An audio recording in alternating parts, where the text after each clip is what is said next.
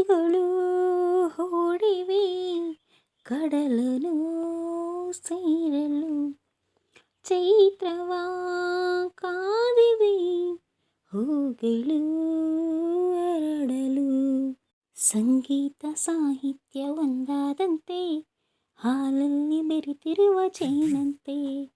ಸೂಜಿಯ ಹಿಂದಿರುವ ದಾರದಂತೆ ನಾ ಬರುವೆ ಜೊತೆಯಾಗಿ ನೆರಳಂತೆ. ಈ ಪ್ರೀತಿಯು ನಮ್ಮ ಬಾಳಿನಲ್ಲಿ ಎಂದು ಹೇಗೆ ಇರಲಿ.